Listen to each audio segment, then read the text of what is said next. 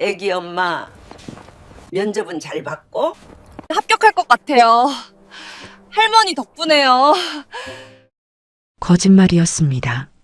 면접장 문을 나서는 순간 은설은 이미 떨어졌다는 걸 알았습니다. 100년 만에 폭설이 내리던 그날 새 살배기를 업고 눈보라를 뚫고 달렸습니다. 리어카 끄는 할머니를 돕고 낡은 비단 손수건을 받았죠. 통장 잔고 20만 원, 밀린 빚 독촉장, 그리고 폐렴 걸린 아들. 은설은 모든 게 끝인 줄 알았습니다. 그런데 금강그룹 회장이 직접 찾아왔습니다. 며칠 뒤 회장 앞 책상 위에는 은설이 잃어버린 손수건이 있었습니다. 회장이 30년 동안 찾던 사람의 유일한 단서였습니다. 도대체 할머니와 회장 사이에는 무슨 일이 있었던 걸까요?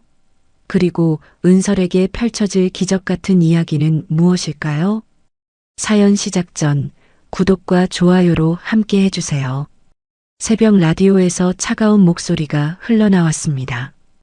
기상청 발표에 따르면 오늘은 100년 만에 기록적인 폭설이랍니다. 기온이 무려 영하 15도. 문밖만 나가도 입이 얼어붙을 날씨였죠. 은설은 낡은 단칸방 바닥에 깔아둔 얇은 이불 위에서 몸을 일으켰습니다. 쪽잠을 자느라 온몸이 뻐근했어요. 벽시계를 보니 새벽 4시 30분. 오늘은 그녀의 인생에서 가장 중요한 날이 될지도 모르는 날이었습니다. 옆에서 자고 있는 3살배기 아들 규빈이가 쿨럭거렸습니다. 은설은 화들짝 놀라 아이 이마에 손을 댔어요. 다행히 열은 없지만 마음이 놓이질 않았습니다. 선천적으로 기관지가 약한 녀석이라 찬바람이 조금만 불어도 금세 탈이 나곤 했어요. 은설은 아이 이불을 목 끝까지 여며주며 깊은 한숨을 쉬었습니다. 오늘 면접을 보러 가야 할 곳은 금강그룹, 대한민국에서 5손가락 안에 드는 대기업이죠. 은설은 실력만큼은 누구에게도 뒤지지 않았습니다. 명문대를 나왔고 자격증도 많았죠. 하지만 세상은 차가웠습니다. 미혼모라는 꼬리표는 늘 그녀의 발목을 잡았어요. 그런데 이번에는 기적처럼 최종 면접까지 올라갔습니다. 무엇보다 금강그룹산에 어린이집이 있고 그곳에는 소아과 전문의가 상주한다고 했습니다. 아픈 규빈이를 위해서라도 이번 기회는 목숨 걸고 잡아야 했습니다. 이마저 놓친다면 정말로 끝이라는 생각이 들었습니다. 휴대폰이 윙윙 울렸습니다. 규빈이 어린이집 알림이었습니다. 폭설로 인한 긴급 휴원. 은설의 얼굴에서 핏기가 싹 가셨습니다. 6개월 전 은설과 함께 살던 친정머니가 돌아가신 후 아이를 맡아줄 사람은 세상 천지 아무도 없었습니다. 친척들은 미혼모라는 이유로 연락을 끊은 지 오래였고 몇 안 되던 친구들도 하나둘 연락이 끊어졌죠. 급하게 베이비시터 앱을 켜봤지만 화면에는 기상 악화로 배정 불가라는 메시지만 떴습니다. 통장 잔고는 고작 20만 원. 책상 위엔 빨간 딱지가 붙은 월세 독촉장. 포기할 수 없었습니다. 아니, 죽어도 포기하면 안 되는 상황이었죠. 은설은 바닥에 주저앉아 머리를 감싸쥐었습니다. 눈물이 났지만 울 시간도 없었어요. 이내 마음을 다잡고 일어섰습니다. 옷장에서 포대기를 꺼내 아이를 조심스럽게 업었죠. 규빈아, 엄마 등에 딱 붙어 있어야 해. 알았지? 잠든 아이가 대답할 리 없었지만 은설은 혼잣말처럼 중얼거렸습니다. 그리고는 자신의 낡은 패딩을 벗어 아이를 감쌌어요. 정작 본인은 단 한 벌뿐인 정장 위에 계절에 맞지 않는 얇은 봄 코트만 걸쳤습니다. 문을 열고 밖으로 나가자 차가운 바람이 얼굴을 때렸습니다. 눈은 이미 무릎까지 쌓여 있었어요. 유모차는 어림도 없어 보였죠. 30분을 기다려서 겨우 버스를 탔지만 중간 지점을 지나자 눈길에 멈춰섰습니다. 도로는 이미 거대한 주차장이었습니다. 기사님이 목청을 높여 말했습니다. 승객 여러분, 죄송합니다만 더 이상 운행이 불가능합니다. 여기서 내리셔야 할 것 같습니다. 면접까지 남은 시간은 1시간 30분. 여기서 회사는 걸어서 1시간 거리. 은설은 입술을 깨물고 다시 눈보라 속을 걷기 시작했습니다. 눈보라를 뚫고 40분쯤 걸었을까요? 언덕길에 다다랐을 때 저 앞에 누군가가 보였습니다. 폐지가 가득 실린 리어카를 끌고 가는 할머니였어요. 나이는 대충 보아도 이르는 되어 보였습니다. 할머니는 미끄러운 언덕길에서 리어카 바퀴가 헛돌자 당황해하고 있었죠. 그냥 지나칠 수도 있었지만 왠지 은설은 발이 떨어지질 않았습니다. 돌아가신 친정엄마가 생각나서였을까요? 친정엄마도 생전에 혼자서 모든 걸 감당하며 살아오셨죠. 은설은 망설이다가 할머니에게 다가갔습니다. 할머니, 제가 좀 밀어드릴게요. 할머니는 깜짝 놀라며 은설을 돌아봤습니다. 등에 아이까지 업은 젊은 여자가 도와주겠다고 나서자 당황한 기색이 역력했죠. 아이고, 애기 엄마. 위험해. 애까지 업고 있는데 큰일 나. 그냥 가. 할머니가 손사래를 쳤지만 은설은 이미 리어카 뒤에 붙어 있었습니다. 아이를 업은 것만으로도 벅찼지만 은설은 있는 힘을 다해 리어카를 밀었어요. 할머니도 더는 말릴 수 없다는 듯 앞에서 끌기 시작했습니다. 언덕 위 고물상까지는 10분이 더 걸렸습니다. 도착했을 때 은설의 이마에는 땀방울이 맺혔고 머리카락은 눈에 젖어 얼굴에 들러붙어 있었죠. 숨이 턱까지 차올랐지만 규빈이 깰까봐 헐떡이는 소리조차 삼켰습니다. 할머니는 미안함과 고마움이 뒤섞인 표정으로 은설을 바라봤습니다. 그러다 문득 은설의 얇은 옷차림이 눈에 들어왔습니다. 아이고, 미안해서 어쩐다. 고운 얼굴에 땀이 한가득 났네. 그런데 애기 엄마, 오늘 같은 날 옷이 그게 뭐야? 그 얇은 정장은 또 무슨 일이고? 네, 할머니. 저기 앞에 보이는 금강그룹 본사로 면접 보러 가는 길이에요. 시간이 얼마 안 남아서. 뭐라? 그 으리으리한 회사의 면접을? 아이고 세상에. 그럼 진작 말을 하지. 내 때문에 늦어서 어째. 할머니는 발을 동동 구르시더니 안쪽 주머니를 뒤적이며 뭔가를 꺼냈어요. 꼬깃꼬깃하게 접힌 천 조각이었습니다. 자세히 보니 낡았지만 고운 비단 손수건이었죠. 애기 엄마, 이걸로 땀 좀 닦아. 깨끗하진 않지만 그래도 비단이라 부드러워. 은설은 손사래를 쳤습니다. 아니에요, 할머니. 괜찮아요. 저 급해서 가봐야 해요. 하지만 할머니는 은설의 손에 손수건을 억지로 쥐어줬습니다. 이리 큰 도움을 받았는데 어찌 그냥 보내나. 더군다나 지금 면접 보러 간다며. 내 성의 표시라고 생각해줘. 이런 귀한 마음씨를 가진 사람은 오늘 꼭 합격할 거야. 할머니의 투박한 응원에 은설은 울컥했습니다. 할머니, 저 정말 가봐야 해요. 건강하세요. 손수건을 받아들고 다시 뛰었습니다. 이제 면접까지 40분. 눈길은 미끄러웠고 등의 규비는 무거웠지만 멈출 수 없었어요. 달리면서도 아이가 깰까봐 작은 목소리로 자장가를 불렀습니다. 자장자장, 우리 규빈이. 헐떡이는 숨소리를 감추려 했으며 은설은 계속 달렸습니다. 정장 바지는 눈에 흠뻑 젖었고 구두는 흙탕물로 엉망이 되었지만 신경 쓸 겨를이 없었죠. 마침내 금강그룹 본사 건물이 보였습니다. 유리로 된 거대한 건물이 하늘을 찌를 듯 솟아 있었어요. 은설은 로비로 뛰어들어갔습니다.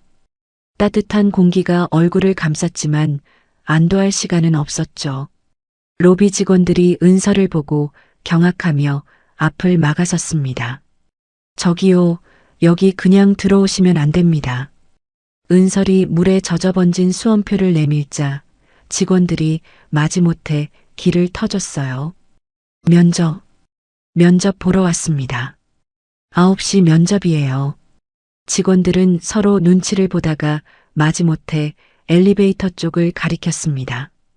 은설은 고개를 숙여 인사하고 엘리베이터로 향했죠. 엘리베이터 안거울에 비친 자신의 모습을 보고 은설은 깜짝 놀랐습니다. 할머니가 준 손수건으로 얼굴을 닦고 머리를 다듬으려 했지만 이미 엉망이 된 모습은 쉽게 정리되지 않았어요. 정장 재킷에 묻은 얼룩은 아무리 털어도 지워지지 않았습니다. 엘리베이터가 15층에 도착했습니다. 면접장으로 가는 복도를 걸으며 은설은 마음속으로 기도했어요. 제발 이번만큼은 기회를 달라고. 규빈과 함께 살아갈 수 있는 단 하나의 기회를 달라고 말이죠. 면접 대기실 문을 열자 은설의 몸이 움츠러들었습니다. 넓은 대기실 안에는 이미 7명의 지원자들이 자리를 잡고 있었어요. 모두가 말끔한 정장 차림이었죠. 남자들은 빳빳한 넥타이에 광이 나는 구두를 신고 있었고 여자들은 단정한 머리 모양의 명품 핸드백을 옆에 두고 있었습니다. 은설이 들어서자 대기실 공기가 순간 달라졌습니다. 눈에 젖은 옷에서 나는 쾌쾌한 냄새가 퍼졌고 등에 엎인 규빈이 작게 칭얼거리는 소리가 들렸죠. 다른 지원자들이 일제히 고개를 돌려 은설을 쳐다봤습니다. 그들의 눈빛에는 놀라움과 경멸이 섞여 있었어요. 아니, 면접장에 애를 데려온다고? 한 여자 지원자가 옆 사람에게 속삭였지만 조용한 대기실에서는 모두에게 들렸습니다. 동정심 얻으려고 그러는 건가? 남자 지원자 하나가 코웃음을 쳤습니다. 은설은 그들의 시선을 애써 무시하며 구석 자리에 앉았어요. 규빈을 내려놓고 싶었지만 아이를 둘 곳이 없었죠. 대기실 직원이 다가왔습니다. 젊은 여직원은 난처한 표정으로 은설에게 말했어요. 죄송하지만 면접실 내부까지는 아이를 데리고 계실 수 없습니다. 규정상 어쩔 수 없어서요. 은설의 얼굴이 새하얗게 변했습니다. 이제 와서 포기할 수는 없었어요. 직원은 한숨을 쉬며 복도 쪽을 가리켰습니다. 복도에 의자가 있으니 거기에 아이를 앉혀두고 오세요. 면접은 20분 정도니까요. 은설은 감사하다는 인사를 하고 복도로 나갔습니다. 차가운 복도 의자에 규빈을 앉혔어요. 다행히 아이는 이제 완전히 깨어 있었습니다. 규빈아, 엄마가 저 문만 들어갔다가 금방 나올게. 여기 엄마 핸드폰으로 유튜브 보고 있어. 알았지? 꼼짝하면 안 돼. 은설은 새끼손가락을 내밀었고 규빈도 작은 손가락을 걸었습니다. 아이를 두고 대기실로 돌아오는 발걸음이 천근만근이었죠. 면접장 안. 심사위원 3명, 그리고 구석에 웬 허름한 점퍼 차림의 노인 한 분이 앉아 있었습니다. 바로 앞 순서였던 남자 지원자가 침을 튀기며 열변을 토하고 있었습니다. 오는 길에 쓰러진 할아버지를 발견해서 119에 신고하고 응급처치를 하느라 늦을 뻔했습니다. 하지만 사람의 생명보다 중요한 건 없다고 생각했습니다. 면접관 중 한 명이 콧방귀를 뀌었습니다. 요즘 인터넷에 면접 지각 핑계대는 법이라고 떠도는 내용이더군요. 뻔한 레퍼토리죠. 감성파리로 점수 따려는 수작은 여기서 안 통합니다.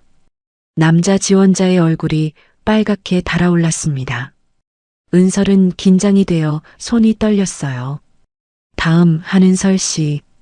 은설이 자리에 앉자 면접관들의 표정이 일그러졌습니다. 헝클어진 머리, 진흙이 묻은 구두, 얼룩진 정장. 도저히 대기업 면접장에 어울리는 모습이 아니었죠. 가운데에 앉은 중년 남자 면접관이 서류를 들여다보며 미간을 찌푸렸습니다. 한은설 씨, 미혼모시네요? 네, 그렇습니다. 면접장에 아이를 데려왔다면서요? 여기가 무슨 키즈 카페입니까? 날카로운 질책이 날아왔습니다. 은설은 고개를 숙였어요. 죄송합니다. 오늘 폭설로 어린이집이 휴원해서 폭설 핑계 대지 마세요.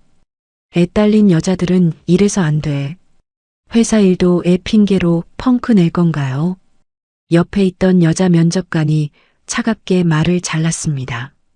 다른 지원자들은 어제부터 근처 호텔에서 대기했답니다. 그게 정성이고 준비성이에요. 독설이 비수처럼 꽂혔습니다. 은설은 눈물이 핑 돌았지만 주먹을 꽉 쥐었어요. 그때였습니다. 구석에 있던 그 노인이 불쑥 끼어들었습니다. 잠깐, 자네 오는 길에 무슨 전쟁이라도 치렀나? 몰골이 왜 그 모양이야? 이 회사의 회장 신동섭이었습니다. 하지만 은설이 알 리가 없었죠. 은설은 떨리는 목소리로 대답했어요. 오는 길에 사건이 있었습니다. 사건? 구체적으로 말해보게. 솔직하게.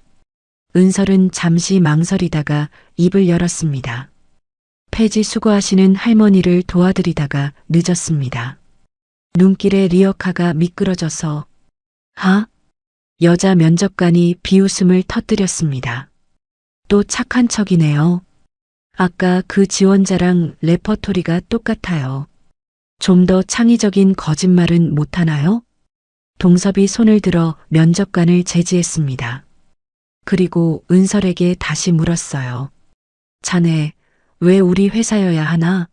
성대 사회복지학과 출신이면 스펙도 좋은데 다른 곳도 많을 텐데? 은설은 심호흡을 하고 대답했습니다. 저는 사회복지 전공을 살려서 복지 프로그램을 개선하는 일을 하고 싶습니다. 금강그룹이야말로 그런 혁신적인 시도를 할 수 있는 곳이라고 생각했어요. 그럴듯한 말이군. 그걸로는 좀 부족한 것 같은데? 동섭의 눈빛이 더욱 날카로워졌습니다. 은설은 입술을 깨물었어요. 솔직히 말씀드리면 이곳에는 사내 어린이집이 있고 소아과 의사 선생님이 상주하신다고 들었습니다. 아이를 안전하게 맡길 수 있다면 저는 200% 능력을 발휘할 수 있습니다. 면접관들이 한심하다는 듯 고개를 저었지만 동섭은 달랐습니다. 그는 은설의 눈빛에서 진정성을 느꼈어요. 부모가 사망했다고 들었는데 힘들었겠군. 어머니께서 6개월 전에 돌아가셨습니다. 하지만 저는 포기하지 않을 겁니다. 아이를 위해서라도요. 동섭이 고개를 끄덕였습니다. 자네가 만약 입사한다면 첫 번째로 하고 싶은 일은 뭔가? 독거노인분들의 고독사를 예방하는 기업 지역 연계형 프로그램을 기획해보고 싶습니다. 작은 변화라도 누구에게는 삶을 지켜주는 힘이 될 수 있으니까요. 동섭이 희미하게 미소를 지었습니다. 다른 질문들도 이어졌고 은설은 최선을 다해 대답했어요. 비록 초라한 모습이었지만 그녀의 답변에는 진심이 담겨 있었습니다. 면접은 이상으로 마치겠습니다. 수고하셨어요. 은설이 일어서려는 순간 복도에서 날카로운 울음소리가 들려왔습니다. 엄마, 엄마. 규빈이었습니다. 은설의 얼굴이 사색이 되었어요. 죄송합니다. 정말 죄송합니다. 은설은 황급히 면접장을 뛰쳐나갔습니다. 그때 할머니께 받아 주머니에 넣어두었던 비단 손수건이 바닥에 툭 떨어졌죠. 하지만 은설은 그것도 모른 채 문 밖으로 달려나갔습니다. 복도로 나간 은설은 바닥에 넘어져 울고 있는 규빈을 발견했습니다. 규빈아, 괜찮아. 엄마 여기 있어. 은설은 아이를 안아 올리고 서둘러 가방을 챙겼습니다. 규빈의 병원에 가야 했어요. 면접장에는 어색한 침묵이 흘렀습니다. 동섭이 일어서며 말했어요. 5분간 휴식하죠. 다들 목 좀 축이게. 면접관들이 나가고 동섭은 화장실로 향했습니다. 그런데 발걸음을 옮기던 중 바닥에 떨어진 무언가가 눈에 들어왔어요. 낡고 빛바랜 비단 손수건이었습니다. 동섭은 그것을 집어들었죠. 순간 그의 눈이 크게 떠졌습니다. 손수건 귀퉁이에 수놓아진 작은 글자를 발견한 거였어요. 그것은 30년 전 자신이 은인에게 선물했던 바로 그 손수건이었습니다. 동섭은 낡은 비단 손수건을 손에 쥐고 그 자리에 멈춰 섰습니다. 순간 30년 전의 기억이 물밀듯이 밀려왔어요. 1995년 1월 31일, 그날도 오늘처럼 눈이 펑펑 내리던 날이었습니다. 당시 35살이었던 동섭은 사업 실패로 모든 걸 잃은 상태였습니다. 빚쟁이들에게 쫓기다가 한강다리 위에 섰던 그를 구해준 건 바로 정 할머니였죠. 그때 할머니는 45살의 중년 여인이었지만 동섭에게는 누님 같은 존재였습니다. 젊은 양반, 이런 추운 날 왜 여기 서 있어요? 그러다 얼어 죽어. 할머니는 동섭을 자신이 운영하는 작은 여인숙으로 데려갔습니다. 방이 많이 남아있다고 했지만 사실 그날은 주말이라 여인숙은 손님들로 시끌벅적했죠. 할머니는 자신의 방을 내주고 따뜻한 밥상을 차려줬습니다. 사람이 밥을 먹으면 힘이 나요. 힘이 나면 다시 일어설 수 있고, 그날 동섭은 사람 온기가 담긴 따뜻한 밥을 먹으며 참을 수 없이 눈물을 흘렸습니다. 할머니는 아무 말 없이 옆에 앉아 따뜻한 국을 건네주었고 그 침묵조차 동섭에게는 큰 위로였죠. 밤이 깊어 모두 잠든 시간, 동섭은 조용히 일어났습니다. 문득 할머니에게 한마디 인사라도 하고 싶었지만 지금의 초라한 자신이 더는 누군가에게 민폐를 끼치고 싶지 않았습니다. 그래서 그는 조용히 할머니 방 앞에 놓인 작은 밥상 위에 지금 자신이 가진 유일한 값진 물건, 비단 손수건을 올려두었습니다. 귀퉁이에는 어린 시절 별명 신동이라고 수놓아져 있었죠. 그리고 종이에 짧게 적었습니다. 꼭 성공해서 은혜를 갚겠습니다. 신동섭. 새벽 바람이 차가웠지만 마음만은 따뜻해진 채 동섭은 아무도 모르게 여인숙을 떠났습니다. 그 후 동섭은 정말로 성공했습니다. 금강그룹을 일으켜 대한민국 5대 재벌이 되었죠. 하지만 여인숙은 재개발로 사라졌고 할머니의 행방도 묘연하여 찾을 수 없었습니다. 그런데 30년이 지난 오늘 그 손수건이 다시 자신의 손으로 돌아온 것입니다. 동섭은 손수건 귀퉁이의 신동이라는 글자를 다시 한번 확인했습니다. 틀림없었어요. 자신의 어머니께서 직접 수놓아 만들어주셨던 바로 그 손수건이었습니다. 비서실장. 동섭이 급하게 비서실장을 불렀습니다. 박 비서가 재빨리 들어왔죠. 방금 나간 한은설 지원자, 당장 찾아와. 지금 바로. 네, 회장님. 즉시 찾아오겠습니다. 박 비서는 경호원 2명과 함께 로비로 뛰어갔습니다. 하지만 은설의 모습은 어디에도 보이지 않았어요. 안내 데스크 직원에게 물어보니 아이를 안고 급하게 나갔다고 했습니다. 한편 은설은 택시 안에서 규빈을 꼭 안고 있었습니다. 아이의 이마가 불덩이처럼 뜨거웠어요. 체온계를 보니 40도를 넘었습니다. 아저씨, 좀 더 빨리 가주세요. 제발요. 네, 최대한 빨리 가고 있어요. 택시기사도 백미러로 아이의 상태를 보고는 속도를 높였습니다. 병원 응급실에 도착하자 은설은 규빈을 안고 뛰어들어갔어요. 선생님, 우리 아이가 열이 40도가 넘어요. 해열제를 먹여도 안 떨어져요. 의료진이 재빨리 달려왔습니다. 규빈을 진료 침대에 눕히고 검사를 시작했죠. 청진기로 아이의 가슴 소리를 들은 의사가 심각한 표정을 지었습니다. 폐에서 수포음이 들립니다. 폐렴 초기 증상이에요. 당장 입원하셔야 합니다. 은설의 가슴이 철렁 내려앉았습니다. 입원이라니. 입원비가 얼마나 나올지 걱정이 앞섰지만 지금은 아이가 먼저였어요. 네, 입원시켜주세요. 제발 우리 규빈이 좀 살려주세요. 의료진이 규빈을 소아병동으로 옮겼습니다.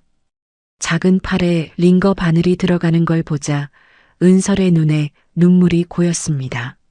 엄마, 아파.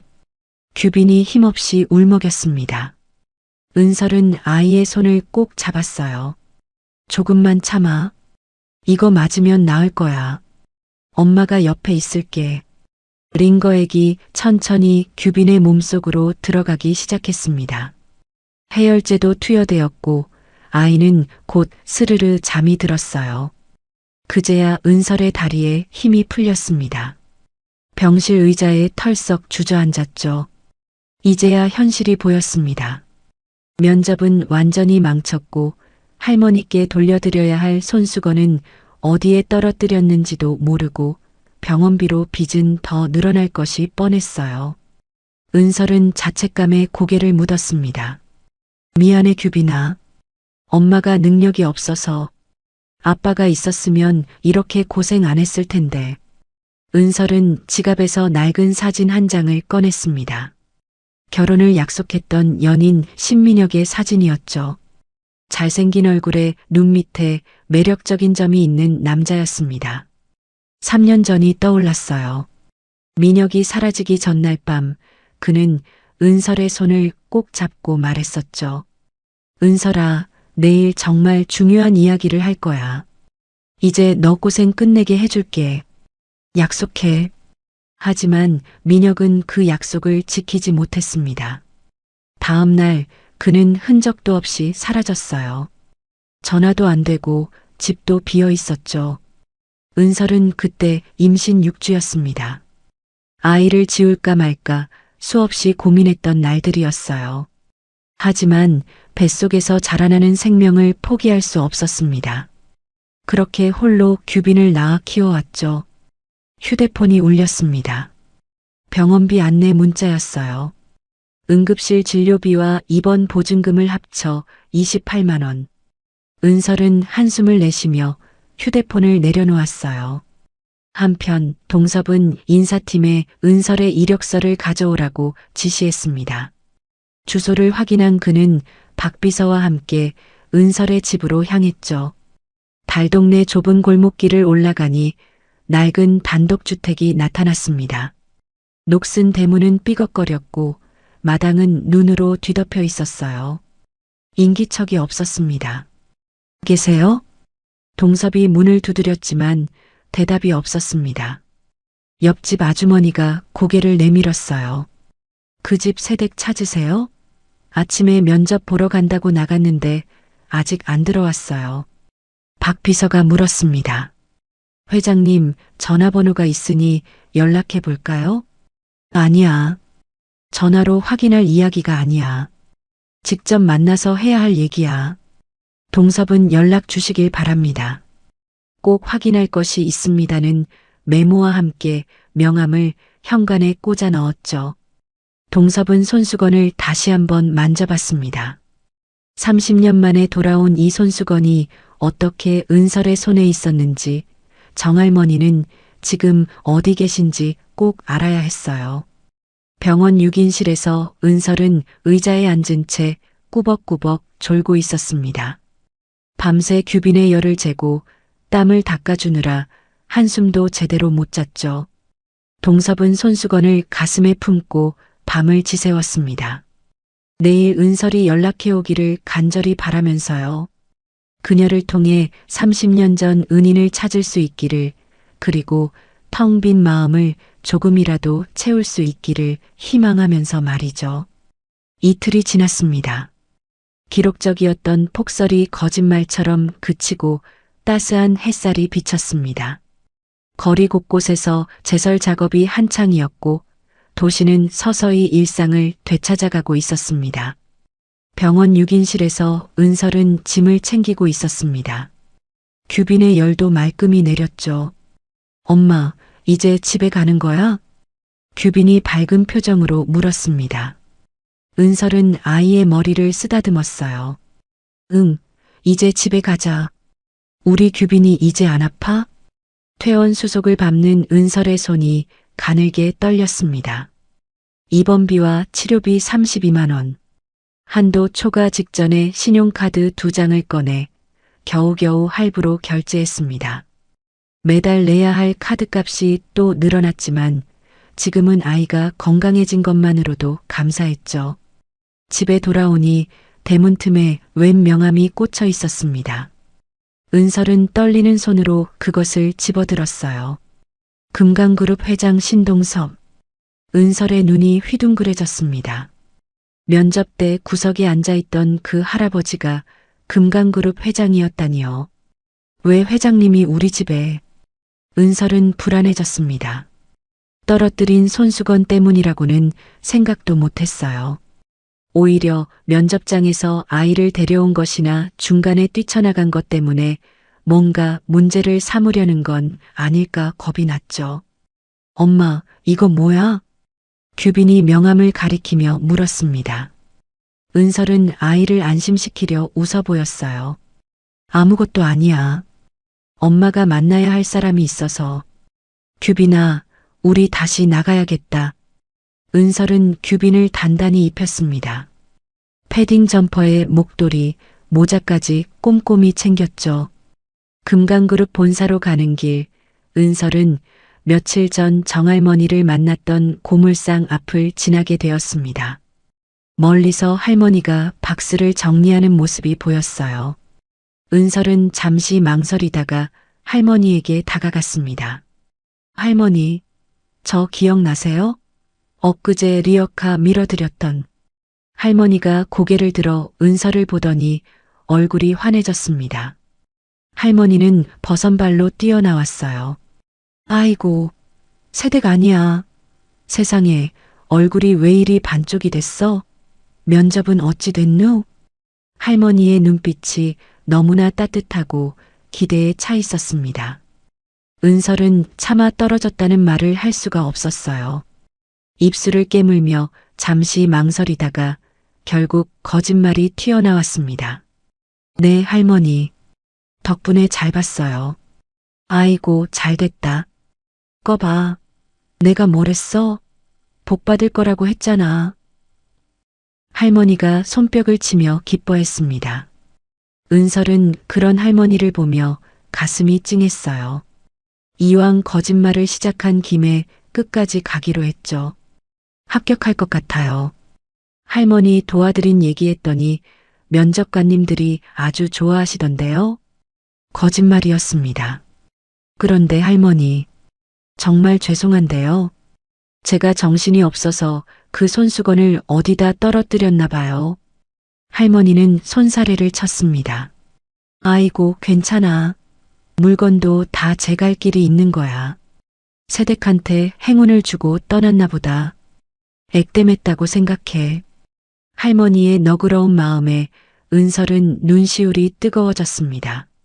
할머니는 규빈을 보더니 주머니를 뒤적였어요. 그리고 알사탕 2개를 꺼내 아이 손에 쥐어줬습니다. 아가야, 너도 엄마 따라다니느라 고생했구나. 이거 먹고 힘내. 감사합니다. 규빈이 고개를 꾸벅 숙여 인사했습니다. 할머니는 흐뭇하게 웃었어요. 참한 아이네. 엄마를 닮아서 그런가 봐. 할머니는 보온병에서 보리차를 따라 은설에게 건넸습니다. 따뜻한 보리차가 목을 타고 내려가자 온몸이 녹는 것 같았어요. 그런데 새댁, 애아빠는 어디 갔어? 왜 혼자서 이 고생을 해? 할머니의 물음에 은설은 잠시 망설였습니다. 하지만 할머니의 따뜻한 눈빛을 보니 마음이 열렸어요. 처음으로 남에게 속사정을 털어놓기 시작했죠. 친정 부모님 2분 다 돌아가셨어요. 그 후에 만난 사람이 있었는데 결혼을 약속했었죠. 그런데 3년 전에 갑자기 사라졌어요. 아무 연락도 없이요. 은설의 목소리가 떨렸습니다. 할머니는 은설의 손을 자신의 거친 손으로 꼭 잡아줬어요. 아이고, 얼마나 힘들었어. 혼자 애까지 키우면서 임신한 걸 알았을 때 정말 막막했어요. 지울까도 생각했지만 그래도 이 아이만큼은 지킬 수밖에 없었어요. 제가 세상에서 유일하게 가진 가족이거든요. 할머니의 눈가가 촉촉해졌습니다. 할머니도 자신의 이야기를 꺼냈어요. 나도 자식을 잃고 혼자 살아. 아들 앞세우고 어찌 사나 싶었는데 이렇게 살긴 사라지더라고. 두 사람은 서로를 바라봤습니다. 비슷한 아픔을 가진 사람들끼리 느끼는 동질감이 있었어요. 할머니도 많이 힘드셨겠네요. 그래도 이렇게 살다 보니 좋은 날도 오더라고. 새댁도 지금처럼 착하게 살면 다 복으로 돌아올 거야. 하늘은 절대 착한 사람을 외면하지 않아. 할머니의 위로에 은설은 눈물을 흘렸습니다. 규빈이 엄마를 걱정스럽게 올려다봤어요. 엄마, 왜 울어? 아니야, 규빈아. 할머니가 너무 고마우셔서 그래. 할머니는 은설의 등을 토닥여줬습니다. 마치 돌아가신 어머니가 그러셨던 것처럼요. 이제 가봐야겠어요, 할머니. 약속이 있어서요. 정말 감사했어요. 그래, 조심해서 가. 그리고 너무 무리하지 마. 몸이 건강해야 애도 키우지. 은설은 할머니께 인사하고 일어섰습니다. 규빈의 손을 잡고 걸어가면서 뒤를 돌아봤어요. 할머니는 계속 손을 흔들어주고 있었습니다. 할머니의 넉넉한 마음에 은설은 다시 한번 힘을 얻었습니다. 그래, 회장님이 부르신 이유가 뭐든 부딪혀보자. 은설은 할머니께 씩씩하게 인사하고 다시 길을 나섰어요. 멀리서 금강그룹 본사 건물이 보이기 시작했습니다. 햇빛을 받아 반짝이는 유리 건물이 위압적으로 느껴졌어요. 로비에 들어서자 며칠 전과는 다른 분위기였습니다. 직원들이 은설을 알아보는 듯 했어요. 안내 데스크 직원이 다가왔습니다. 한은설 씨 맞으시죠? 회장님께서 기다리고 계십니다. 이쪽으로 오세요. 은설은 긴장한 채 직원을 따라갔습니다. 엘리베이터는 최상층으로 올라갔어요. 회장실 앞에 도착하자 비서실장이 문을 열어줬습니다. 들어가십시오. 회장님께서 기다리셨습니다. 은설은 규빈의 손을 꼭 잡고 회장실로 들어갔습니다. 넓은 회장실 창밖으로 서울 시내가 한눈에 들어왔어요. 그리고 책상 앞에 신동섭이 앉아 있었습니다. 회장의 손에는 낡은 비단 손수건이 들려 있었죠. 금강그룹 본사 로비에 다시 발을 들인 은설의 몸이 경직되었습니다. 며칠 전 면접 때의 기억이 생생했죠. 흙탕물에 젖은 채 뛰어들어왔던 그때 직원들의 차가운 시선이 아직도 따가웠습니다. 안내 데스크의 젊은 여직원이 은설을 알아보는 순간 표정이 굳어졌습니다. 아이를 업고 면접장에 나타났던 그 여자가 왜 또 왔을까 하는 의아한 눈빛이었죠. 직원이 다가와 무언가 말하려는 순간 엘리베이터 문이 열렸습니다. 한은설 씨 되십니까? 회장님께서 기다리고 계십니다. 로비 공기가 순간 멈춘 듯 했어요. 직원들의 놀란 눈빛이 은설에게 몰렸습니다. 엘리베이터 안은 적막했습니다. 디지털 숫자가 한 칸씩 올라갈 때마다 은설의 심장도 덩달아 조여드는 것 같았죠. 15층, 20층, 25층, 마침내 30층에 도착했습니다. 복도는 조용했고 두꺼운 카펫 때문에 발소리조차 들리지 않았습니다. 벽에는 거대한 추상화들이 걸려 있었고 은은한 조명이 긴장감을 더했죠. 비서실장이 원목문을 2번 두드린 후 열었습니다. 은설은 규빈의 손을 꼭 잡고 안으로 들어섰습니다. 회장실은 압도적이었습니다. 통유리벽 너머로 서울 시내가 펼쳐져 있었고 겨울 햇살이 바닥에 길게 그림자를 드리우고 있었죠. 회장이 천천히 돌아섰습니다. 그의 시선이 은서를 스치고 규빈에게 머물렀을 때 얼굴에 묘한 변화가 일어났습니다. 회장은 자신도 모르게 한 발짝, 또 한 발짝 규빈에게 다가갔습니다. 아이의 맑은 눈동자, 오뚝한 코, 그리고 입가의 미소까지 모든 것이 낯설면서도 익숙했어요. 마치 30년 전 어린 민혁을 보는 것 같은 착각이 들었죠. 특히 규빈의 눈 밑에 있는 작은 점이 회장의 시선을 사로잡았습니다. 어서 오게. 앉아요. 예상과 달리 목소리는 부드러웠습니다. 면접장에서 보였던 냉정함은 사라져 있었죠. 은설이 의자에 앉자 회장은 규빈을 잠시 바라보다 물었습니다. 아이는 좀 괜찮나? 그날 병원에 갔다고 들었는데. 네. 폐렴 초기였는데 입원 치료받고 이제 괜찮아요. 회장이 안도하듯 고개를 끄덕였습니다. 그리고는 서랍을 열어 오래된 비단 손수건을 꺼냈습니다. 빛이 바래지만 귀퉁이의 작은 글자는 또렷했죠. 본론으로 들어가지. 이 손수건 자네가 떨어뜨리고 간 게 맞나? 은설의 눈이 커졌습니다. 맞아요. 정말 다행이에요. 꼭 돌려드려야 했는데 어디에 떨어뜨렸는지 몰라서 걱정했어요. 회장의 눈빛이 진지해졌습니다. 그럼 이걸 어디서 받았나? 사실대로 말해주게. 은설은 면접 날의 이야기를 차분히 설명했습니다. 폭설로 어린이집이 휴원했던 새벽 아이를 업고 걸어온 길, 언덕에서 만난 할머니 이야기까지 차례로 말했죠. 리어카가 눈길에 미끄러져서 올라가지 못하고 계셨어요. 그냥 지나칠 수 없어서 도와드렸죠. 면접 늦을까봐 걱정하시면서 이걸 주시더라고요. 회장이 숨을 가볍게 들이켰습니다. 그 할머니 성함이 어떻게 되나? 성함은 모르겠고 70세는 넘어 보였어요. 그 말에 회장은 자리에서 벌떡 일어났습니다. 책상 위 서류들이 떨어졌지만 전혀 신경 쓰지 않았습니다. 정수님, 누님이 정말 살아계신 건가? 은설은 영문을 모른 채 회장을 바라봤습니다.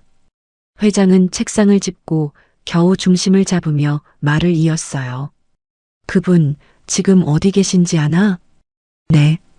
고물상에서 일하세요. 여기 오기 전에도 뵀어요. 지금 당장 안내해 줄 수 있겠나? 회장의 목소리에는 간절함이 가득했습니다. 은설은 이해할 수 없었지만 고개를 끄덕였어요. 회장은 즉시 비서실장을 불렀습니다. 박 비서, 차를 당장 대기시켜. 오늘 일정은 모두 취소하고 5분 후 모두 지하 주차장으로 내려갔습니다. 검정 벤츠가 대기하고 있었죠. 조수석 수납함에서 회장이 프랑스 초콜릿 상자를 꺼내 규빈에게 건넸습니다.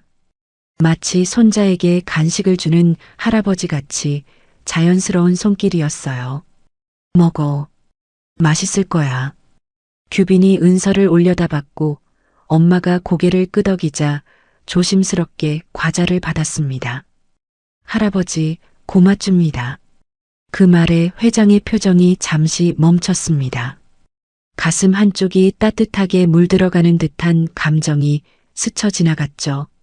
차가 큰 길로 접어들었을 때 회장이 조심스레 물었습니다. 아이 아버지는 지금 무슨 일을 하나? 은설의 얼굴에 그림자가 드리웠습니다. 손가락으로 가방 끈을 만지작거리며 한참을 망설이다가 겨우 입을 열었어요. 죽었어요. 아이가 태어나기도 전에요. 사실은 아니었지만 버림받았다고 말하는 것은 너무 비참했죠. 회장은 잠시 말을 잊었습니다.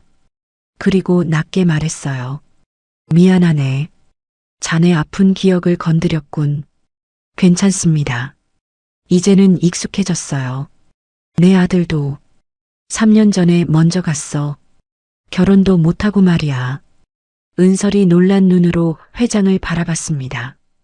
금강그룹의 후계자가 죽었다는 소식은 들어본 적이 없었거든요. 회장은 쓸쓸하게 웃었어요. 언론에는 공개하지 않았지. 교통사고였는데 시신도 찾지 못했어. 두 사람 사이에 무거운 침묵이 흘렀습니다. 자식을 잃은 아픔은 신분과 재산을 떠나 똑같은 상처였어요. 규빈은 초콜릿을 쥔 채 조용히 엄마 옆에 붙어 앉아 있었어요. 차가 좁은 골목으로 들어섰습니다. 재개발이 밀린 오래된 집들이 나타났고 낡은 간판들이 보이기 시작했죠.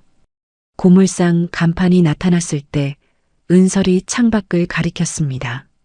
저기요, 저 할머니예요. 저 멀리 구부정한 등이 리어카를 끌고 있었습니다. 하얀 머리, 낡은 점퍼, 느린 걸음. 동섭은 숨을 삼켰습니다. 30년 전 자신에게 유일하게 손 내밀어준 사람. 정수님 누님이었습니다. 누님. 회장이 떨리는 목소리로 중얼거렸습니다. 차가 조심스레 속도를 줄여 할머니 옆에 멈춰 섰어요. 문을 잡은 회장의 손이 떨리고 있었습니다. 은혜 갚기만을 30년 동안 기다려온 사람이었죠. 바람이 차 안으로 스며들었습니다. 그리고 마침내 회장이 차에서 내렸습니다. 30년 만에 재회가 시작되는 순간이었습니다. 차에서 내린 신동섭의 다리가 살짝 떨렸습니다. 비서실장이 뒤따라 내렸지만 회장은 손짓으로 멈추라고 했어요. 이 순간만큼은 혼자 걸어가야 했습니다. 30년 동안 마음속에 묶여있던 시간이었으니까요. 정할머니는 리어카를 끌다가 멈춰서 뒤를 돌아봤습니다. 고급 승용차에서 양복 차림의 노신사가 내리는 모습이 낯설어서 눈을 찡그렸죠. 누구신지? 동섭의 입술이 파르르 떨렸습니다. 눈에는 이미 눈물이 고여 있었어요. 누님, 저 동섭입니다. 춘천 여인숙, 신동섭이요. 할머니는 잠시 말을 잃고 동섭의 얼굴을 유심히 들여다봤습니다. 세월이 흐른 만큼 확신하기 어렵다는 듯 눈동자가 흔들렸죠. 그러다 어느 순간 표정이 크게 일그러졌습니다. 아이고, 설마 그 동섭이가 너냐? 그 덩치 큰 총각. 살아있었구먼. 할머니의 손에서 리어카 손잡이가 미끄러지며 폐지 몇 개가 바닥에 떨어졌습니다. 놀람과 안도, 믿기지 않는 감정들이 한꺼번에 밀려오는 듯 했어요. 동섭은 더는 버티지 못하고 그 자리에서 무릎을 꿇었습니다. 말로는 표현이 안 되는 세월의 무게가 한 번에 터져 나온 듯 했죠. 늦었습니다, 누님. 너무 늦게 왔습니다.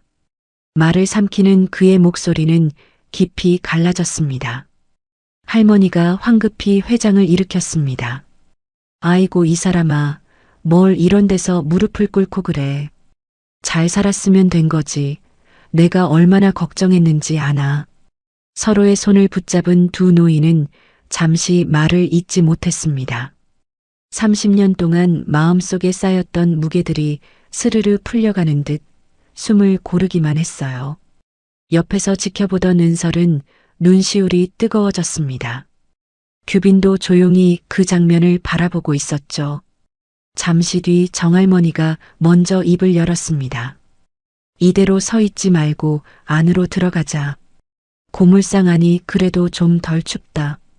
할머니는 리어카를 끌고 좁은 골목 끝에 작은 고물상으로 걸어갔습니다.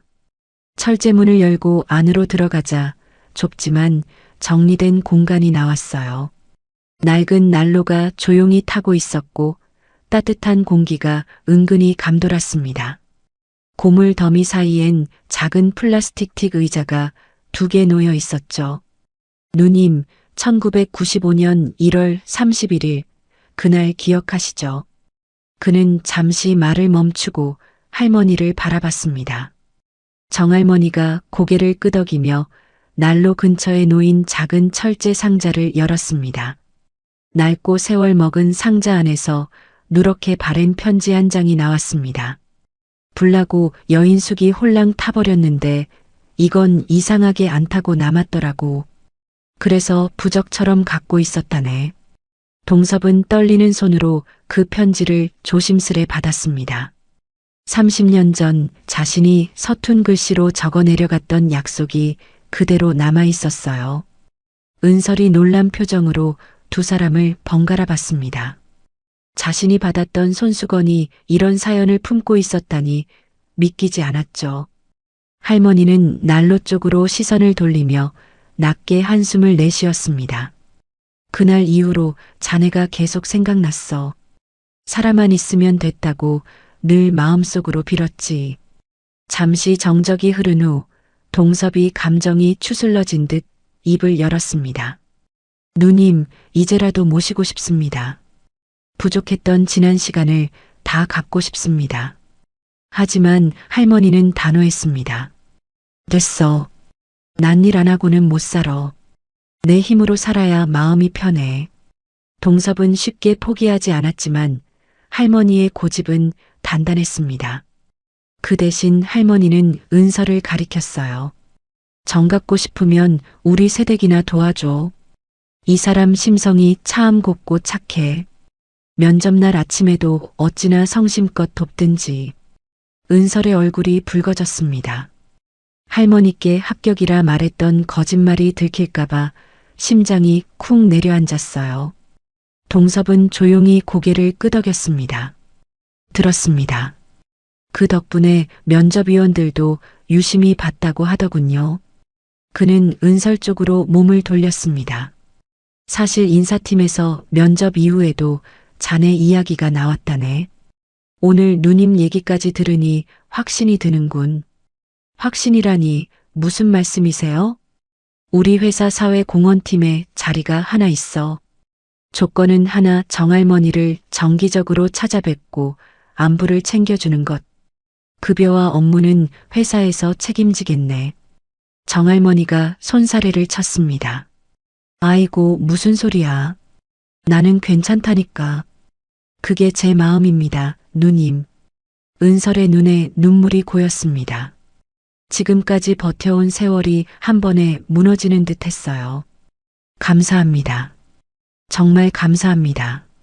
실망시키지 않겠습니다. 옆에 앉아있던 규빈이 고사리 같은 손으로 엄마의 눈물을 닦아줬습니다. 엄마, 울지 마. 규빈이가 있잖아. 할머니도 함께 웃으며 은설의 손을 잡았습니다. 이제 좀 웃어도 되는 날이 온 것 같다, 새댁. 잠시 후 일행은 고물상 밖으로 나왔습니다. 겨울 햇살이 고물상 지붕 위로 따뜻하게 내려앉고 있었죠. 동섭이 제안했습니다. 앞으로 자주 뵙겠습니다. 누님도 한은설 씨도. 정할머니가 고개를 끄덕였습니다. 그래, 그 정도야 뭐. 밥 한 끼 같이 먹는 거야 얼마든지. 은설도 고개를 끄덕였습니다. 규빈이 할머니 손을 잡으며 말했어요. 할머니, 또 올게요. 그럼. 우리 예쁜 규빈이도 꼭 같이 와야지. 할머니가 손을 흔들며 배웅했습니다. 은설은 몇 번이고 회장에게 인사를 하며 차에서 내렸습니다. 규빈의 손을 잡고 걸어가는 그녀의 발걸음은 어느 때보다 가벼웠어요. 하지만 그때 은설은 알지 못했습니다. 이 따뜻한 햇살 뒤에 오래 묻혀있던 또 하나의 진실이 조용히 고개를 들고 있다는 사실을. 월요일 아침 7시 은설은 새 정장을 다듬으며 거울 앞에 섰습니다. 목에 걸린 금강그룹 사원증이 아직도 믿기지 않았어요. 규빈이 까치발을 들고 엄마 옆에 서서 말했습니다. 엄만 예뻐. 그 말에 은설은 긴장 속에서도 작은 미소를 지었습니다. 첫 출근이지만 이제는 고개를 숙이지 않아도 된다고 스스로를 다독였어요. 회사에 도착하자 여기저기서 시선이 쏟아졌습니다. 회장 추천으로 입사했다는 소문 때문인지 사람들의 속삭임이 이어졌지만 은설은 오히려 눈을 곱게 뜨고 걸었습니다. 편견은 실력으로 이겨낼 생각이었죠. 사내 어린이집에 규빈을 맡긴 뒤 15층 사회공헌팀 사무실로 올라갔습니다.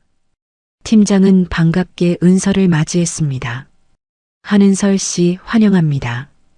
회장님께서 인사팀과도 상의하셨더군요. 은설은 가볍게 고개를 숙였습니다. 첫 업무는 독거노인 사업 검토였는데 기존 기획서가 현실과 다소 동떨어진 느낌이 들었어요. 정할머니가 떠올랐고 은설은 현장 중심으로 조용히 기획을 다시 손보기 시작했습니다. 주말, 토요일 아침, 동섭의 차가 은설의 집 앞에 멈춰 섰습니다. 오늘은 함께 정할머니를 찾아뵙기로 한 날이었죠. 규빈은 기다렸다는 듯 신나서 밖으로 뛰어나왔습니다. 할머니 만나러 가는 거야? 응, 같이 밥 먹기로 했어. 차는 골목길 끝에 있는 할머니의 단칸방 앞에 도착했습니다. 대문을 열자 연탄 냄새가 스며 있었습니다. 은설이 방문을 두드리자 투덜거리는 목소리가 들렸어요. 뭘 또 왔어? 바쁜 사람들이 주말에 쉬지도 못하고. 투덜거리는 말과는 달리 문을 열고 나온 할머니의 얼굴에는 미소가 가득했습니다. 방 안에서는 구수한 된장찌개 냄새가 났어요. 좁은 단칸방에 4사람이 옹기종기 모여 앉았습니다. 동섭이 된장찌개를 한 숟가락 떠먹고는 감탄했습니다. 이 맛 여전하네요. 누님 국물 맛은 정말 일품입니다. 그냥 물에 된장 푼 거요. 별것도 없어? 말은 그렇게 했지만 칭찬에 슬며시 입꼬리가 올라가는 게 분명했어요. 규빈이 고등어 가시를 잘 발라내지 못하자 할머니가 직접 조심스레 살을 발라 작은 그릇에 담아주었습니다. 아이는 감사하다는 듯 꾸벅 인사하며 고개를 숙였고 그 모습에 은설은 가슴이 따뜻해졌습니다. 할머니가 은설을 보며 물었어요. 세댁, 회사 생활은 어때? 힘들지는 않고? 괜찮아요. 오히려 너무 감사하죠. 규빈이도 잘 적응하고 있고요. 할머니가 은설의 얼굴을 자세히 들여다봤습니다. 주름진 눈가에 걱정이 어렸어요. 근데 왜 그리 슬퍼 보여? 겉으로는 웃는데 눈은 안 웃네. 혼자 다 짊어지려고 하지 마. 은설이 놀란 듯 손을 저었습니다. 아니에요, 할머니. 저 정말 행복해요. 할머니 덕분에, 회장님 덕분에. 하지만 그녀의 눈빛은 미세하게 흔들렸습니다. 아직도 마음 한구석에는 규빈 아빠에 대한 그리움과 원망이 남아 있었거든요. 할머니는 더 묻지 않고 은설의 손을 토닥여줬습니다. 규빈이 밥을 다 먹고 방 한구석에서 장난감 자동차를 가지고 놀기 시작했습니다.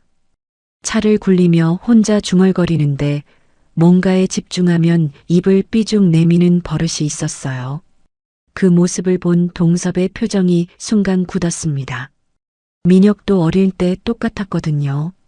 입을 내미는 버릇, 고개를 기울이는 각도, 웃을 때 초승달처럼 휘는 눈매. 모두가 민혁과 닮아 있었어요. 민혁이랑 너무 닮았어. 설마. 동섭은 단숨에 마음을 부정했습니다. 아이들은 다 비슷하다고 스스로를 달래며 시선을 돌렸지만 가슴 한구석에서 묘한 불안이 조용히 피어올랐습니다. 식사가 끝난 뒤 방 안을 둘러본 동섭의 시선이 창문 틈으로 스며드는 찬바람에 멈췄습니다. 벽에는 곰팡이 자국까지 보였어요. 누님, 이런 냉골에서 주무시면 안 됩니다. 감기라도 걸리면 어떡해요. 괜찮아, 평생을 여기서 살았는디 뭘. 하지만 회장의 표정은 단호했습니다. 더 이상 은인이 이런 곳에서 고생하는 걸 볼 수 없었어요. 제발 제 말을 들으세요. 따뜻한 곳으로 모시고 싶습니다. 은설도 거들었습니다. 할머니, 규빈이도 여기 오면 너무 추워해요. 지난번에는 감기 걸릴 뻔했잖아요. 규빈을 핑계로 댔지만 사실 은설도 할머니가 걱정되었습니다. 규빈이라는 말에 할머니의 눈이 살짝 흔들렸습니다. 아기가 추우면 안 되지. 동섭은 그 틈을 놓치지 않았습니다. 마침 제 집 근처에 작은 집이 하나 비었습니다. 난방도 잘 되고 마당도 있고요. 가까우니 저희도 자주 뵐 수 있습니다. 할머니는 손사래를 치려 했지만 동섭이 더 조용히 말을 이었습니다. 이건 도움드리는 아닙니다. 30년 전 누님이 제게 해주신 것을 이제야 조금 돌려드리는 겁니다. 저도 누님 곁에 있고 싶습니다. 가족처럼요. 가족이라는 말에 할머니의 눈시울이 붉어졌습니다. 평생 혼자 살아온 그녀에게 가족은 그리운 단어였어요. 한참을 망설이던 할머니가 마침내 고개를 끄덕였습니다. 그래, 알았어. 하지만 조건이 있어. 뭐든 말씀하세요. 내가 폐지 줍는 건 계속할 거야. 그리고 집세는 내가 낼 거고. 동섭이 웃으며 대답했습니다. 폐지는 건강하신 동안 계속 주우셔도 됩니다. 대신 제가 차로 모셔다 드릴게요.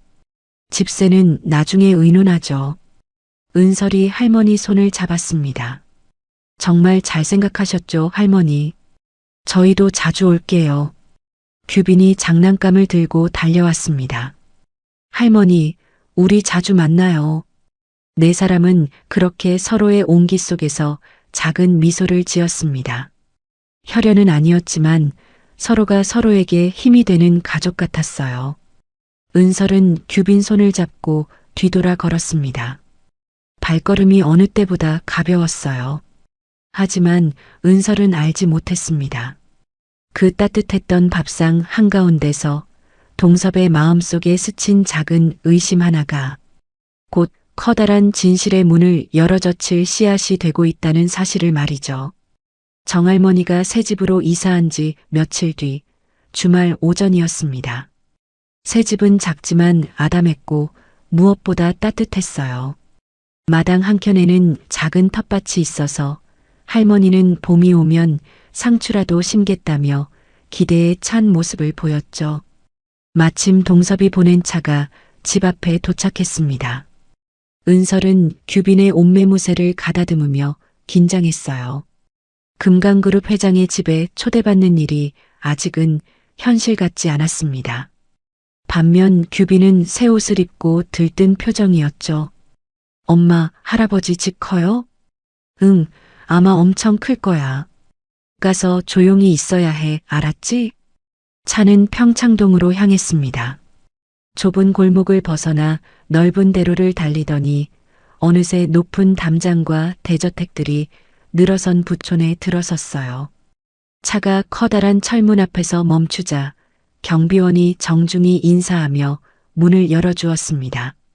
철문이 열리는 순간 할머니는 눈을 동그랗게 뜨고 입을 반쯤 벌렸어요.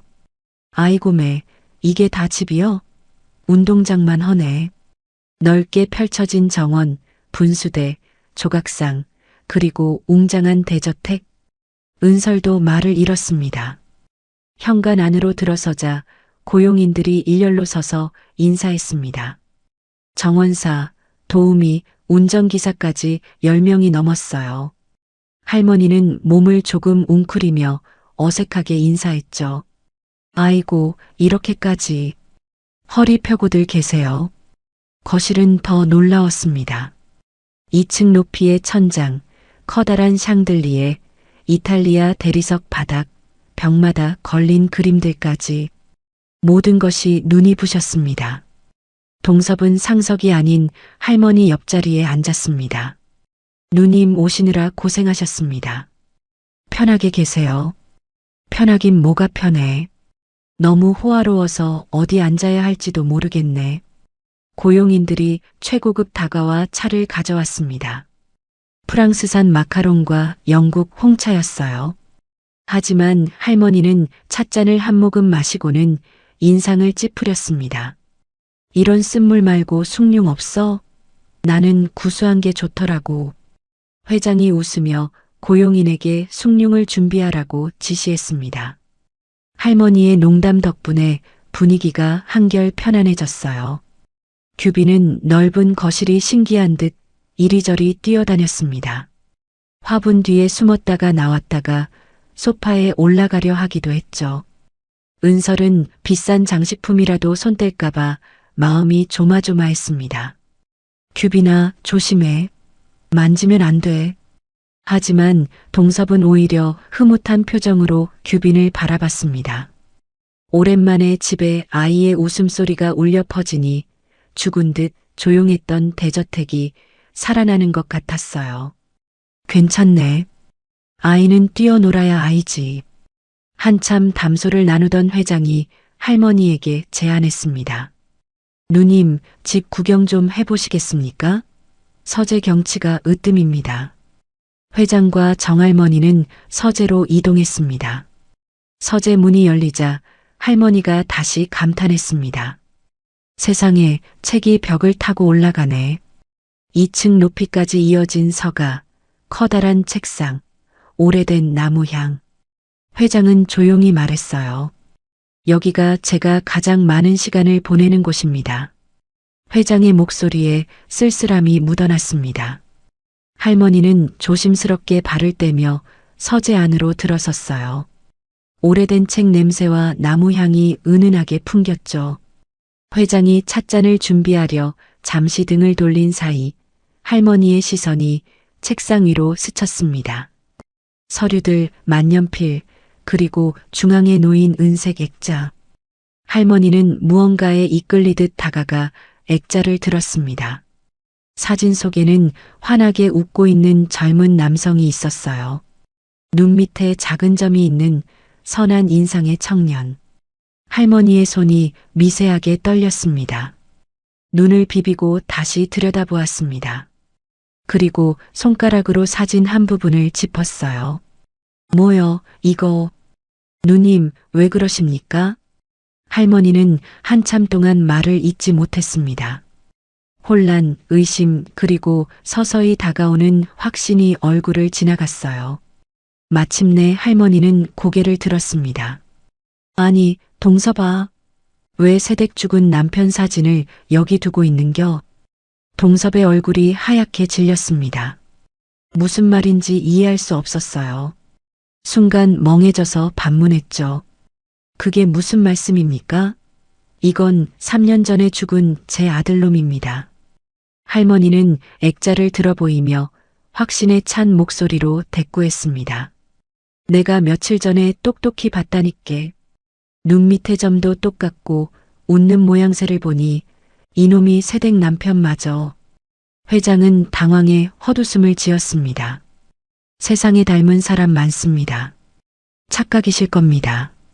하지만 할머니는 고개를 저었습니다. 표정은 더 단단해졌어요. 내 눈썰미 알자녀. 눈 밑의 점이 영락없이 그놈이여. 귀신은 속여도 나는 못 속여.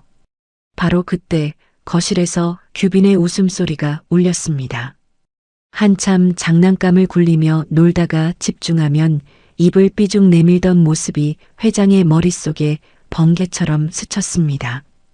민혁이 어릴 때와 너무 닮은 모습, 웃음소리마저 겹쳐 들리는 느낌이었어요. 동섭의 심장이 갑자기 빠르게 뛰기 시작했습니다. 누님, 정말입니까? 그 사진 속 남자가 제 아들과 똑같았습니까? 할머니는 답답하다는 듯 가슴을 치며 대답했습니다. 그렇다니까? 내가 늙었어도 눈은 멀쩡해. 회장은 책상 모서리를 잡고 간신히 몸을 지탱했습니다. 어지러울 정도로 많은 조각들이 맞물리기 시작했어요. 민혁이 결혼 인사를 하러 간다던 날. 그날 연락이 끊기고 사고 소식만 전해졌던 일.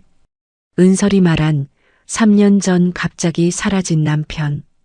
규빈의 나이 3살.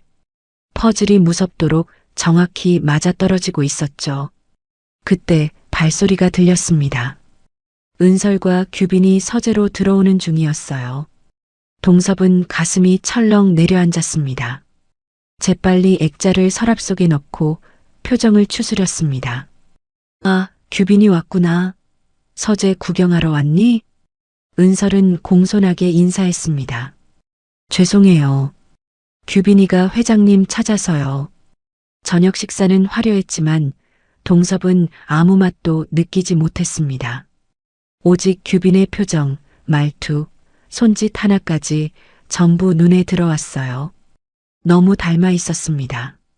믿기 힘들 만큼. 식사 후 손님들이 떠난 뒤 대문이 닫히자마자 동섭은 단호하게 말했습니다. 박 비서, 지금 당장 와주게. 10분도 안 되어 박 비서 도착했습니다. 회장의 표정이 심상치 않은 것을 보고 긴장했어요. 무슨 일이십니까, 회장님? 동섭은 낮고 무거운 목소리로 말했습니다. 규빈이가 마신 물컵과 내 칫솔, 둘 다 채취해서 유전자 검사를 의뢰하게. 최고 보안 등급으로. 비서실장이 놀란 눈을 했지만 묻지 않았습니다. 서재에 홀로 남은 동섭은 조심스레 서랍을 열어 액자를 꺼냈습니다. 민혁의 얼굴을 손끝으로 어루만지며 낮게 중얼거렸습니다. 민혁아, 정말 네가 맞니? 저 아이가 네 아들이냐? 창밖으로 어둠이 내려앉았지만 동섭은 자리에 단단히 붙박인 듯 움직이지 못했습니다.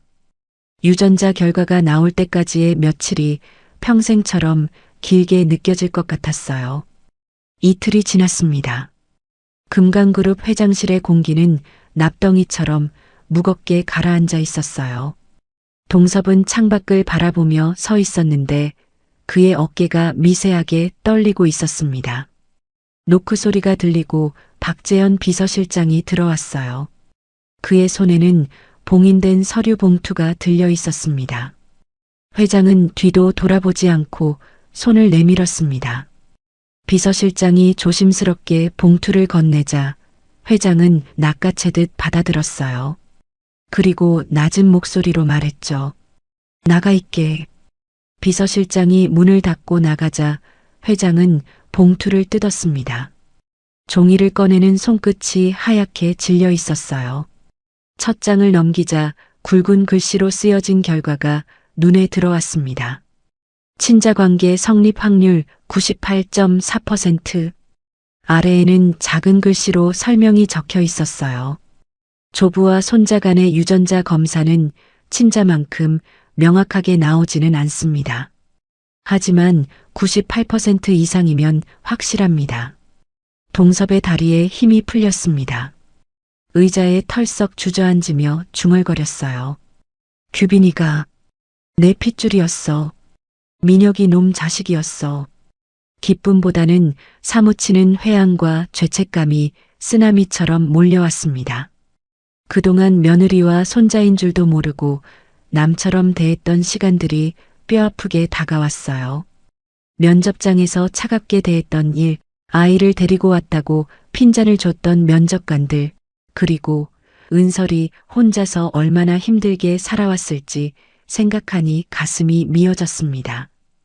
회장은 떨리는 손으로 인터폰을 눌렀습니다. 목소리가 너무 떨려서 제대로 말이 나오지 않았어요. 비서실장이 다시 들어왔고 회장은 겨우 입을 열었습니다. 은설 양을, 아니 한은설 씨를 지금 당장 모셔와. 규빈이도 함께. 30분 후 은설이 규빈을 안고 회장실에 도착했습니다. 갑작스러운 호출에 불안한 표정이었어요. 회장실 문을 열고 들어서자 회장의 붉게 충혈된 눈을 보고 더욱 겁을 먹었습니다. 무슨 잘못이라도 한 건지, 혹시 해고되는 건 아닌지 온갖 생각이 들었죠. 회장은 은설을 서재로 안내했습니다. 규빈을 한참 동안 말없이 바라보다가 힘겹게 입을 열었어요.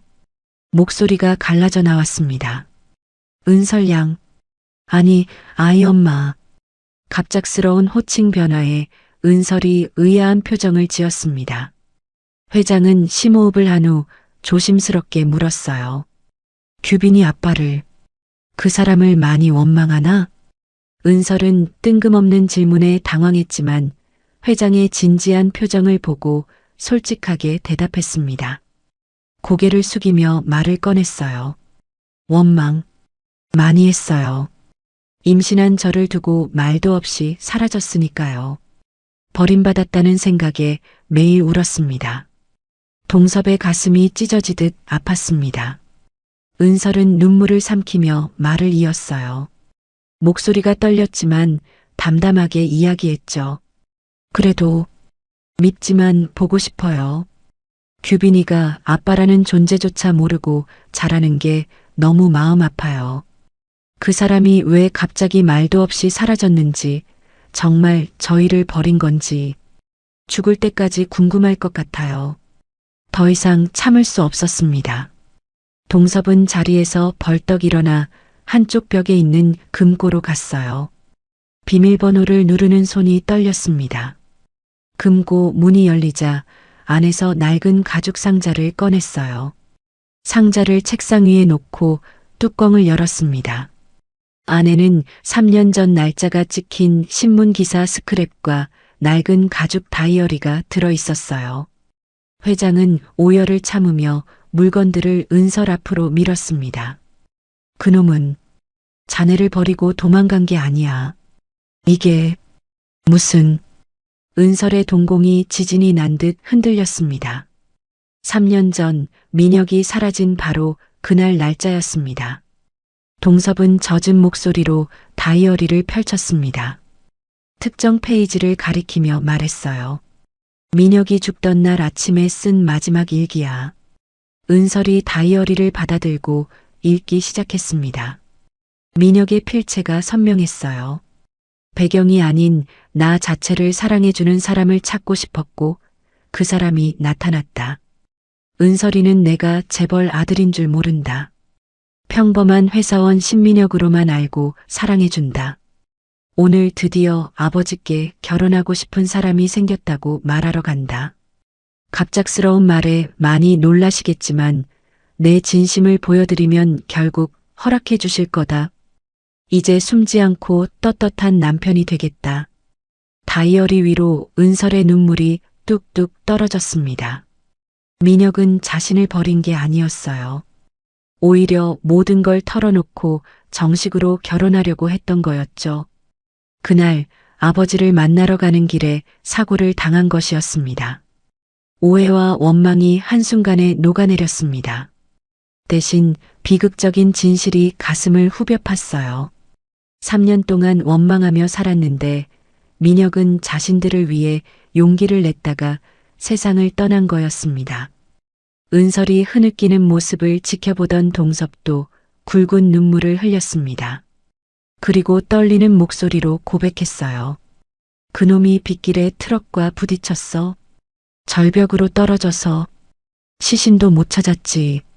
내가 민혁이 애비일세. 은설이 고개를 들어 회장을 바라봤습니다. 믿을 수 없다는 표정이었어요. 순간 은설의 눈가가 살짝 떨리며 숨조차 잊은 듯 굳어졌습니다. 내가 자네 시아버지야. 못난 시애비가 이제야 알아봐서 미안하다. 정말 미안하다. 충격적인 사실에 은설은 다리에 힘이 풀려 바닥에 주저앉았습니다. 목소리가 떨려서 제대로 나오지 않았어요. 회장님이 민혁 씨 아버지? 그때 규빈이 울고 있는 엄마에게 다가왔습니다. 고사리 같은 손으로 엄마의 눈물을 닦아주며 물었어요. 엄마, 왜 울어? 아프지 마. 동섭은 더 이상 참을 수 없었습니다. 그리고 은설과 규빈을 와락 끌어안았습니다. 세 사람이 한 덩어리가 되었죠. 내 아들놈이 남기고 간 보물들을 내가 몰라봤어. 흑흑. 회장의 통곡 소리가 서재를 가득 채웠습니다. 평생 재벌 총수로 살면서 한 번도 이렇게 울어본 적이 없었어요. 하지만 지금은 그저 아들을 잃은 아버지, 며느리와 손자를 이제야 찾은 할아버지일 뿐이었습니다. 은설도 시아버지의 품에서 목 놓아 울었습니다. 민혁이 떠난 후 처음으로 기댈 곳이 생긴 것 같았어요. 혼자서 감당했던 모든 무게가 한순간에 내려놓아졌죠. 규빈은 울고 있는 두 어른을 번갈아 보며 자기도 같이 안아달라고 팔을 벌렸습니다. 회장은 손자를 꼭 안으며 흐느꼈어요. 우리 규빈이 할아버지 닮았구나. 아빠도 닮고. 세 사람은 한참을 그렇게 울었습니다. 피보다 진한 눈물로 하나가 되는 순간이었어요. 3년의 오해와 그리움이 모두 녹아내렸고 새로운 가족이 탄생했습니다. 한참 후 회장이 눈물을 닦으며 말했습니다. 이제부터는 여기서 같이 살자. 규빈이도 할아버지 집이 넓으니까 뛰어놀 수 있고 자네도 더 이상 혼자 고생하지 말고. 은설이 망설이자 회장이 다시 말했어요. 부담 갖지 마. 며느리와 손자가 시아버지 집에 사는 게 뭐가 이상한가. 민혁이도 하늘에서 그걸 바랄 거야. 은설은 규빈을 바라봤습니다. 아이가 할아버지 품에서 편안하게 있는 모습을 보니 마음이 움직였어요. 더 이상 혼자가 아니라는 사실이 든든했습니다. 네, 아버님. 그러겠습니다. 동섭의 얼굴에 처음으로 진정한 미소가 번졌습니다. 3년 만에 되찾은 가족. 비록 아들은 없지만 그가 남긴 사랑하는 사람들이 곁에 있었어요. 이제 다시는 놓치지 않을 거였습니다. 겨울이 지나고 봄이 왔습니다. 평창동 대저택 정원에는 개나리와 진달래가 만발했어요. 따뜻한 햇살이 드넓은 잔디밭을 비추고 분수대에서는 맑은 물소리가 들렸습니다. 규빈이 정원을 뛰어다니며 나비를 쫓고 있었고 은설은 테라스에서 그 모습을 지켜보며 미소 지었어요. 이제 이 집은 완전히 그들의 집이 되었습니다. 차가웠던 대저택이 아이의 웃음소리로 가득 찼고 텅 비어있던 식탁은 매일 세 사람이 함께하는 따뜻한 공간이 되었죠. 아침마다 할아버지와 손자가 정원을 산책하는 것이 일과가 되었습니다. 이날 아침 법원에서 중요한 서류가 도착했습니다. 동섭이 떨리는 손으로 봉투를 열었어요. 호적 정정 허가서였습니다. 규빈의 성이 한규빈에서 신규빈으로 정식 변경되었다는 내용이었죠. 이제 우리 규빈이가 진짜 신씨 집안 사람이 됐구나. 회장의 눈시울이 붉어졌습니다. 은설도 서류를 보며 감격스러워했어요. 규빈이 아빠의 성을 따를 수 있게 되었으니까요. 동섭은 완전한 손자 바보가 되었습니다. 손자가 웃기만 해도 금세 핸드폰을 꺼내 사진을 수십 장씩 찍어대곤 했죠. 중요한 이사회가 있어도 규빈이 유치원 학예회가 있으면 무조건 학예회를 선택했어요. 비서실장이 일정을 보고하면 제일 먼저 묻는 게 규빈이 일정이었죠. 오늘 오후 3시에 주주총회가 있습니다. 규빈이 하원 시간이 몇 시지? 3시 30분입니다만. 그럼 총회를 2시로 당기게. 손자 데리러 가야지. 이런 일이 비일비재했습니다. 금강그룹의 냉철한 총수가 손자 앞에서는 그저 평범한 할아버지가 되었어요. 은설은 사회공헌팀에서 놀라운 성과를 보이고 있었습니다.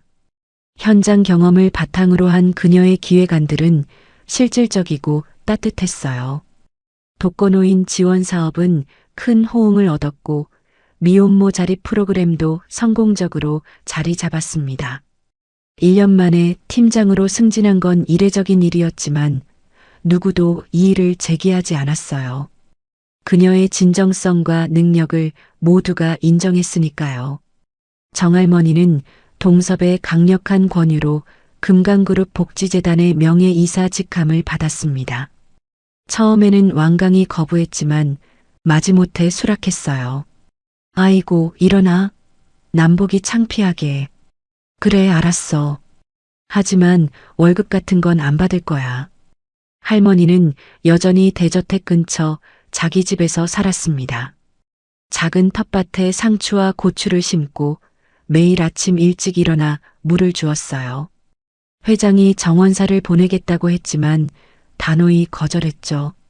난 흙 만져야 살아. 이게 내 낙이란 말이여. 맑은 봄날 오후 4사람은 한 곳으로 향했습니다. 납골당이었어요. 민혁의 유골함이 안치된 곳이었죠. 3년 만에 온 가족이 함께 왔습니다. 은설이 유골함 앞에 섰습니다. 눈물을 참으며 미소를 지었어요. 여보, 아버님 오셨어. 그리고 우리 규빈이 당신 성 달고 왔어. 이제 신규빈이야. 동섭도 아들 사진을 바라보며 말했습니다. 목소리가 떨렸지만 따뜻했어요. 미녀가 신부 하나 참 잘 얻었다. 내가 나보다 낫다. 이렇게 귀한 며느리와 손주를 남겨주어서 내가 평생 목숨 걸고 지키마. 걱정 말고 편히 쉬어라. 규빈이 까치발을 들고 아빠 사진에 뽀뽀를 했습니다. 아빠, 규빈이야. 할아버지랑 엄마랑 할머니랑 같이 왔어. 할머니도 유골함을 어루만지며 중얼거렸어요. 젊은 것이 먼저 가서 얼마나 아까운지. 하지만 좋은 씨를 남겨놨으니 그것만으로도 훌륭해. 돌아오는 길 은설이 운전을 했습니다. 동섭은 뒷좌석에서 규빈과 장난감을 가지고 놀고 있었고 할머니는 조수석에서 졸고 있었어요. 폭설이 내리던 그날 만약 내가 할머니의 손을 놓고 그냥 지나쳤다면 어떻게 되었을까? 아마 지금도 혼자서 힘들게 살고 있었겠지. 세상에서 가장 차가웠던 날 나는 세상에서 가장 따뜻한 인연을 만났다. 신호등에 멈춰 섰을 때 동섭이 말했습니다. 은설아, 우리 재단을 좀 더 크게 만들면 어떨까? 특히 독거노인들을 위한 전문 재단 말이야. 은설이 백미러로 시아버지를 보며 환하게 웃었습니다. 좋아요, 아버님. 그럼 이름은 어떻게 할까요? 할머니 이름 따서 수님재단 어때요? 졸고 있던 할머니가 깜짝 놀라며 벌떡 일어났습니다. 아이고 망측해라. 내 이름 넣으면 촌스러워서 누가 기부나 하겠냐. 절대 안 돼. 모두가 웃음을 터뜨렸습니다. 차 안이 웃음소리로 가득 찼어요. 규빈도 따라 웃으며 할머니 손을 잡았죠. 할머니 이름 예쁜데. 아이고, 우리 규빈이는 말도 예쁘게 하네. 은설은 운전대를 잡으며 생각했습니다. 이제 더 이상 자신은 취업준비생도 외로운 미혼모도 아니었어요. 사랑하는 가족이 있는 며느리이자 능력 있는 팀장이자 무엇보다 행복한 엄마였습니다. 든든한 시아버지가 있었고 사랑스러운 아들이 있었으며 친정엄마 같은 할머니가 곁에 있었어요. 비록 민혁은 하늘에 있지만 그가 남긴 사랑은 여전히 이들을 하나로 묶어주고 있었습니다. 봄바람이 차창으로 들어왔습니다. 따뜻하고 부드러운 바람이었어요. 은설은 엑셀러레이터를 밟았습니다. 할아버지, 내일 유치원에서 가족 그림 그리기 해요. 그래. 우리 규빈이가 할아버지도 그려줄 거야? 응. 엄마도 할머니도 할아버지도 다 그릴 거예요. 동섭의 눈가가 촉촉해졌습니다. 가족. 그 단순한 단어가 이렇게 가슴 벅찬 것인 줄 이제야 알았어요. 돈으로 살 수 없는, 권력으로도 얻을 수 없는 진짜 행복이 바로 이것이었습니다. 밤이 깊어갔습니다. 대저택의 불빛들이 하나둘 꺼지고 정원의 꽃들이 달빛 아래 잠들었어요.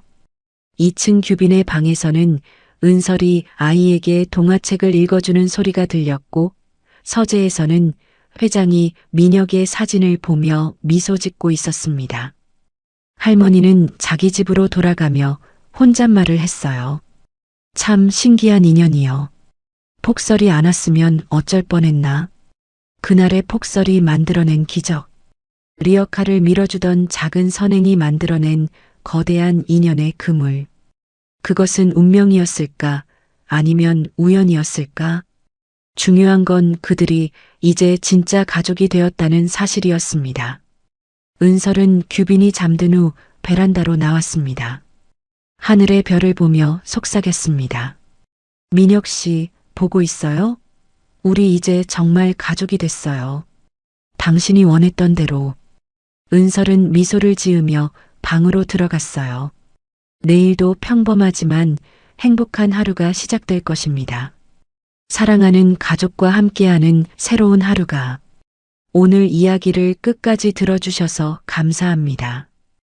어디에서 이야기를 듣고 계신지 댓글로 남겨주시면 한 분 한 분 반갑게 인사드리겠습니다. 오늘도 행복하시고 건강한 하루 보내시길 간절히 바랍니다. 다음 이야기로 찾아뵙겠습니다. 구독, 좋아요 부탁드립니다. 햇살 같은 이야기였습니다.